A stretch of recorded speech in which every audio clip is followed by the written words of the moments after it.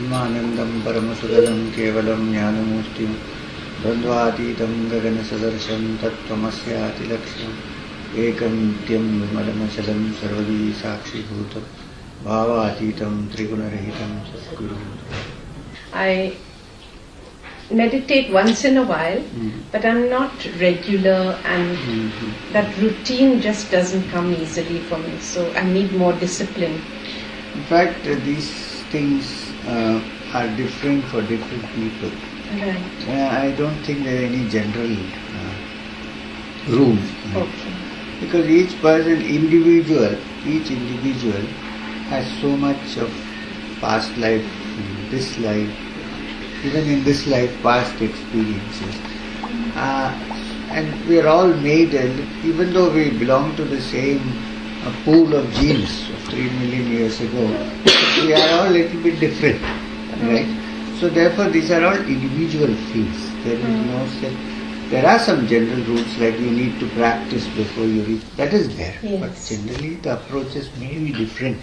And no one can really say this is wrong, that is right. You know. Now since you asked about Kriya, from our point of view, when I say our point of view, I mean our parampara. Yes. I have a direct link through Maheshwarnath Babaji, if you read my book, to Sri Guru Babaji, who is considered to be the founder of the system of Kriya. However, Kriya is not a new thing founded by him. It's a very old practice. The first time you probably can read about Kriya somewhere, the earliest, is the Bhagavad Gita. When Arjuna is advised by Krishna, if you want to meditate, sit in a comfortable posture, balance your prana and apana. That much has been said. Balance your prana and apana, which are the two inhaling and exhaling, and fix your attention on the bhrumadhya, which is the center between the eyebrows, and be free. This is how it's expressed. Now beyond this you cannot write in a book. Kriya is a very personal affair. However, we in our parampara, from Babaji to Maheshwarnathji to some of his disciples, we do not believe that Kriya is the only way to God. We are making it very clear. We don't believe that Kriya is the only approach one can have to spiritual path. So what are the other? Wait, let me explain. Also, Kriya is not a shortcut, nor is it some kind of a fast method of because although Kriya is my parampara, I will always defend it because it has some uses and it has done me a lot of good. But this I do not, we don't encourage because we don't sell any Kriya. We have nothing to sell. You see, the other thing is. So you are from the Nath tradition. No, let me fully explain this. You are right. It's a relevant question. So that's one thing. My question is, for instance, everybody knows Mirabai. Everybody. What Kriya did she practice? Nothing. No other Kriya. I mean, not this Kriya which we... Ramana Maharshi, what Kriya did he practice? Abstract, right? Vedanta, through Vedantic process. So there are different approaches to this. Of course, Yogananda Paramahamsa practiced Kriya Yoga, fine. But there are many more elements in this personality than just the practice of Kriya. This is what I am trying to stress. That it is not some secret method, you take it and everything else is not important. This is not true. No. To move in the spiritual field, a little element of devotion is required. Bhakti is required.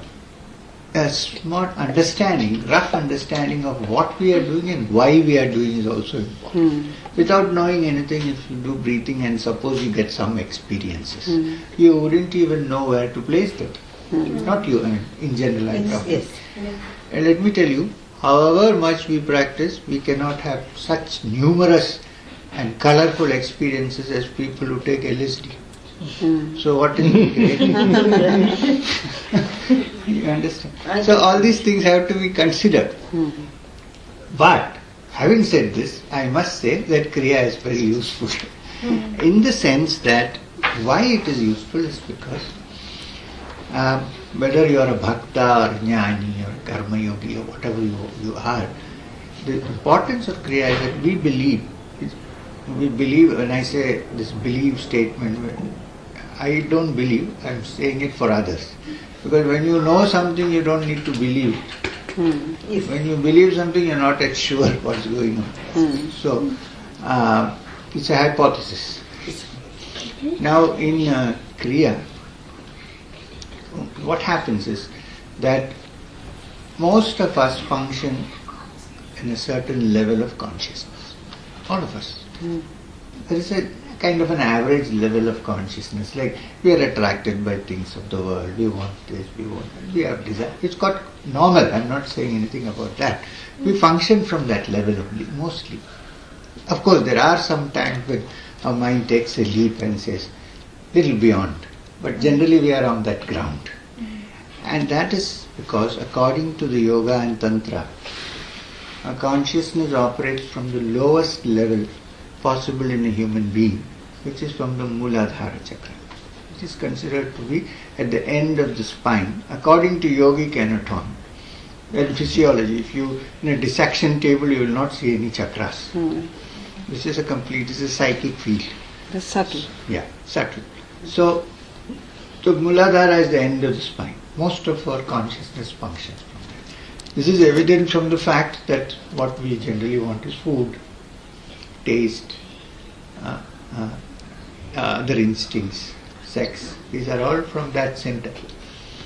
Now when you say spiritual progress, it means the consciousness is lifted from that level to subtler and subtler levels till it reaches the fine state where it is one with the divine spirit. It is the same consciousness. It is in all of us. It's in a gross level, it has to be purified and taken to better levels. So that life becomes multi-dimensional, not just three-dimensional. So, now for this, the channel which takes the gross consciousness to the subtlest level is the central spinal cord, which is called the Shushumna. The Shushumna is like a small tube that connects the Mooladhara to the top of your brain, which is called the Sahasrara chakra, 1000-petaled lotus. So when the consciousness goes through and rises to that level, then you are a completely different human being because you are in touch with the divine, which is also in our heart, Antaryami, sitting inside us. So this is the process. Now what happens is generally the channel called the Shushumna Nadi is blocked. It's blocked due to various reasons. Due to past karmas, due to anger, due to hatred, due to dissatisfaction, due to a number of things block the Shushumna Nadi. So that even if the consciousness tries to ascend, after going to some level it falls down. It can't move forward. The basic function of Kriya Pranayam is to clean the Shushumna.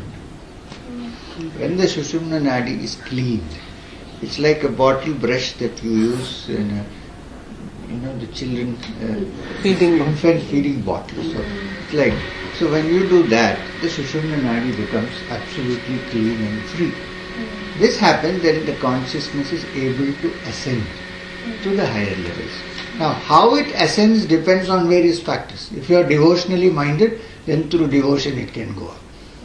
If you are a person who is a karma yogi, who keeps on doing, through that also mind gets purified. But if the Shushumna is cleaned, then it is easier for it to ascend. Suppose you are a yogi practicing that. So there are different types. So the basic function of Kriya is to clean the Shushumna.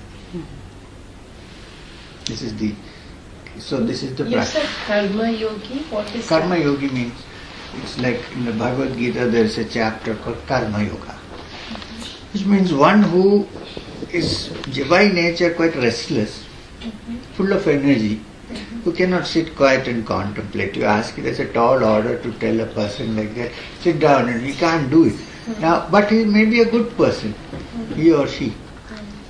So such people the way for them is to continue to indulge in their own activity, but slowly change the activity into less self-centered activity.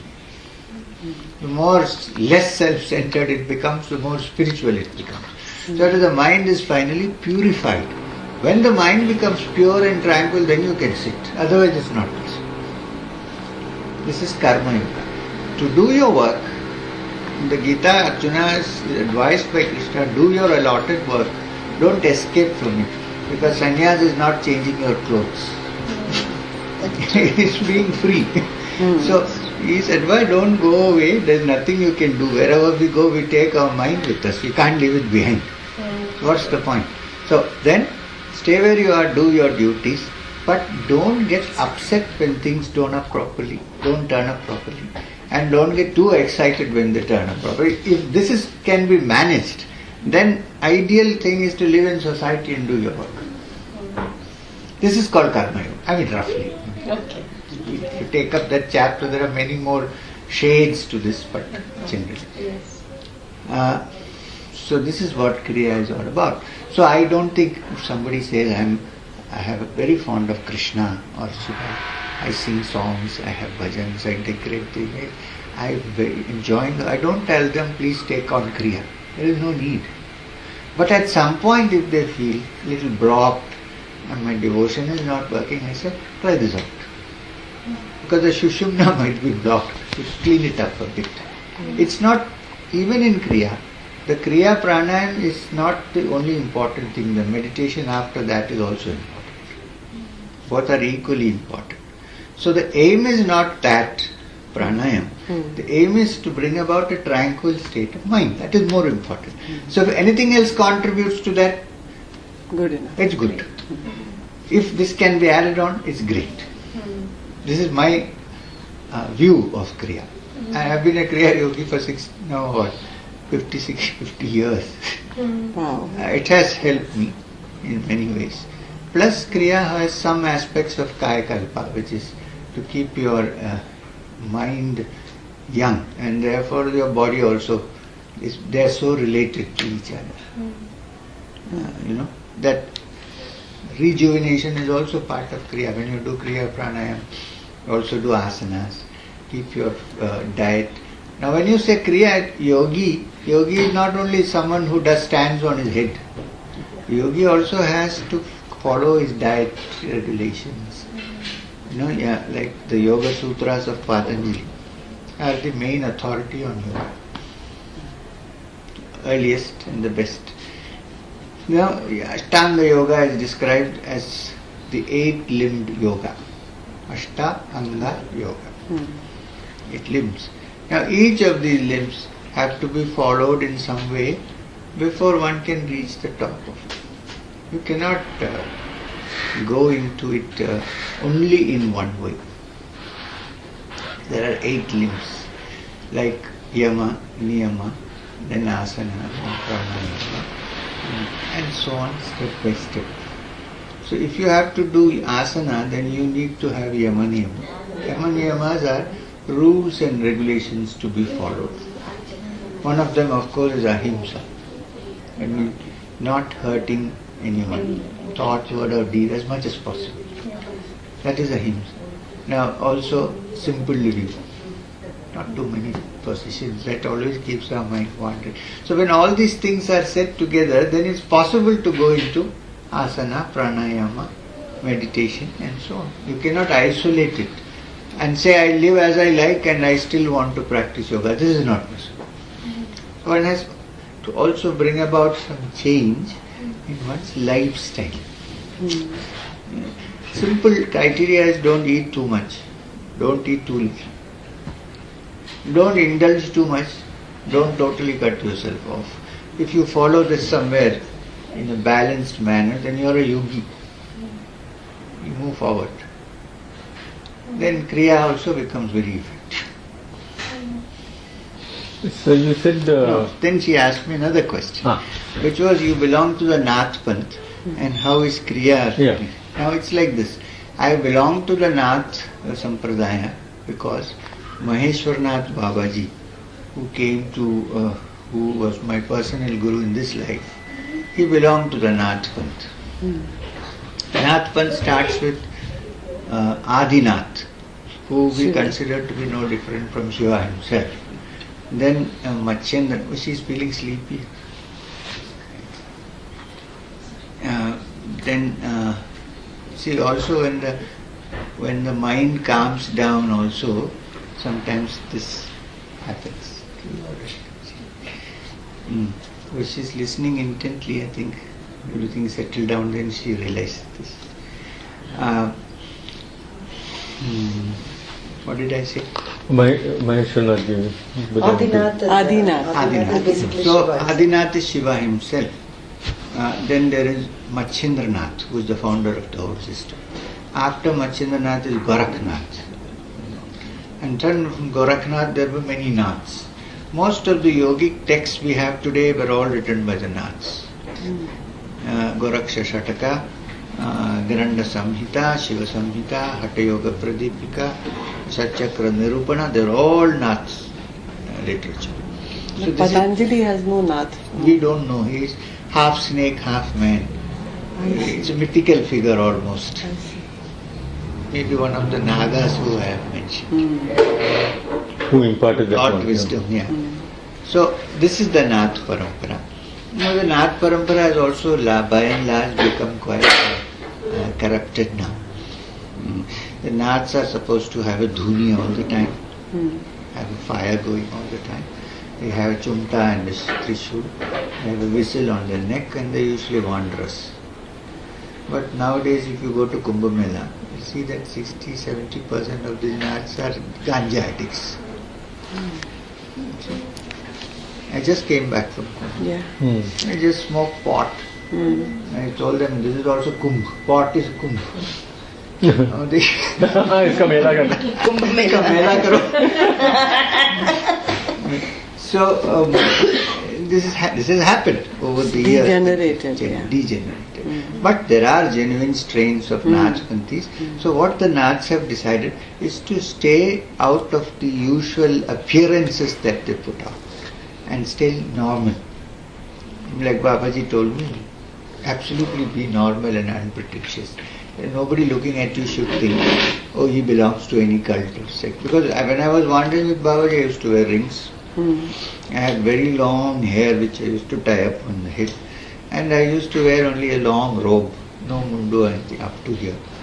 And walk barefoot. I used to carry a chumta and a trishul. This was my uniform. Babaji said, are you crazy? This is how you are going to go and teach people? So when I left from there, when he asked me to leave after some years to go back home, he said, go back home, work like normal. Keep your experiences completely confidential till I give you the green signal. Don't teach a single person. He said, what do you know? And then stay till you get a signal from me. Go back. Then he said, get married, have normal life. He said, most people who come to you are people who are married, who are in the midst of life, who have children, who have various problems. And you are sitting, you are not married, you have no problem. What kind of advice can you give to me? So he said, go back. So, and he got me to take off my earrings. He said, first your mother has suffered so much for so many years. I'm not blaming you for that, but she has. It has happened. Because you had left the I ran away. I was the only son and I am the eldest. Right. You see. So, not any financially there is no problem. We are quite well off, but the son going away like that is nothing. It's a heartache for the mother. And that too, I come from a different background, from a different. They don't understand these matters. If I was born in a Hindu household, then they would have at least have some understanding of this. This is completely so. She was perplexed and sad and suffered in sorrow quite a bit. So Babaji told me, when you go back to your mother, cut your hair, look at least normal, take off your earrings. Are you going to go like this? He said, she may get a heart attack and fall down. Oh, absolutely not. So that's how but I still have my Chumta and Trishul, which I have kept in Delhi in Bhavani's house. Mm. So when I go to Kumbh Mela, when I go north to Rishikesh, I go there and take it and go. I change. Do you wear a robe? I wear just a little. If you look at some of the Kumbh Mela photographs in the website, it already very good. Then you will see that's normally how we function. But normally today morning I came to the airport with a blue jacket and jeans. This is Babaji's thing, He said, Adapt. be with people. Then... the real thing is not in the clothes. Yeah, not just as in the external. clothes, not in the external. So, Nathpant. Now, so therefore, we are also Naths, but we are not the Naths who follow only the outward procedure. The real meaning of Nath is to consider that in every human heart, the Supreme Divine, who is called Adinath, is dwelling in every human heart. This is the meaning of Nath. So, if that person knows this or not, if we see it, we should silently bow down to every living being. Whether they know it or not, that is not our problem. We see it. You see? Yeah. So this is really a Nath's life is like that. How does one become a Nath? Now, I will complete this. Then, Maheshwarnath Babaji was a very direct and early disciple of Sri Guru Babaji. He learned Kriya from him. Many Naths do not know Kriya. I see. Not necessarily. But there are Naths who also have learned Kriya. And there are many Kriya Yogis who are not Naths. I see. Since you asked me the question, I am clarifying. Now, when you say Kriya, it simply means technique. Kriya. Something to act upon, some technique, some method. So there are many Kriyas. What we are talking about is the one which Sri Guru Babaji has given, that Kriya. But since Sri Guru Babaji is not the only great being on this earth, there must be other Kriyas. How can it be exclusively one? So there are other Kriyas also. For instance, the Christian mystics have their own things which are very similar to Kriya. If you read Thomas A. Kempis' Imitation of Christ, you will see lots of practices which are very much like pranayama. Then also devotion, bhakti. Then the Sufis have their own set of practices which are also kind of Kriya. Kriya meaning a method, step by step, which purifies your mind, makes it tranquil and clean, and allows it to reflect the glory of the divine. That's it. Why I am saying all this is I don't want to identify Kriya with a cult. So if anybody wants to learn Kriya, I think I usually tell them there is no problem, learn Kriya. But don't think because you know Kriya you are superior to something. That's why I gave you the example at the outset of Mirabai. No Kriya. Nobody can challenge her. In fact, it is said that she once went to Banaras to meet the great Swami Ramanand, who was also Kabir Das's guru. So Ramanand had the habit of sitting in a room with his screen all round, and only men were allowed to see. No women were allowed. So Mirabai went to see him. He said, they said sorry. So she sent him a note saying, from my understanding, there is only one Nath. Only one Purusha. One Purusha, which is Krishna. Where did the other Purushas come from? So he sent word, said, please ask her to come in. And he agreed to see. Of course he saw her. It is said that both of them were in ecstasy for a long time, looking at each other. Because for Ramananda, his Ram was not Ayodhya Ram. Like Kabir, his Ram was Shuddha Brahma Paratpara Ram, the Supreme Being, The Brahma. whom he called Ram. Ram, yes. And Mirabai, for her, Krishna was not merely confined to Mathura Vrindavan, it's an all-pervading Supreme Being, like the Vishwarupa and the Gita. So both met from different angles, you see. And such different personalities, no? Such Rama and different Krishna. personalities. Krishna is considered by the Bhagavat to be the Purna Avatar actually. Krishna.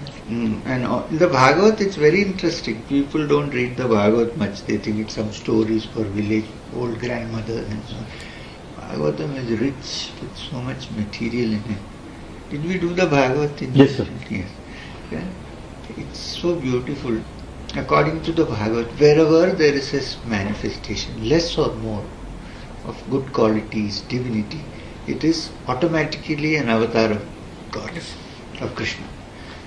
They call it Amsha avatars, as opposed to Purna. Anyway, if you see somewhere a great scholar, or a great painter, or a great teacher, there's something of the glory of the Lord reflected. So they are automatically manifestations of the divine.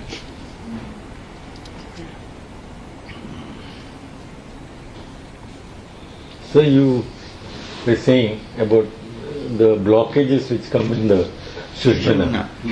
Is it always due to feelings, like you said, anger, jealousy? Are those the real blockages, or is it any other kind of a physical blockage, like they talk about granthis and so on? Granthis are not physical actually. Not physical, but whatever it is. Knots. K-N-O-T-S, knots. Not. But it is not due to feelings which are generated by the human mind. Now there are two aspects to this. In one part, the blockages are emotional and to do with one's feelings. The other is they are carried over effects of our past lives, which need not necessarily be emotional. Then in the physical also, if your spine is not kept in proper condition, it may be also blocked in different ways. Like this for child, from childhood onwards, we learn either to slouch or to lean back. So the spine cannot sit without any support from the child. So a spine that cannot support itself is spineless.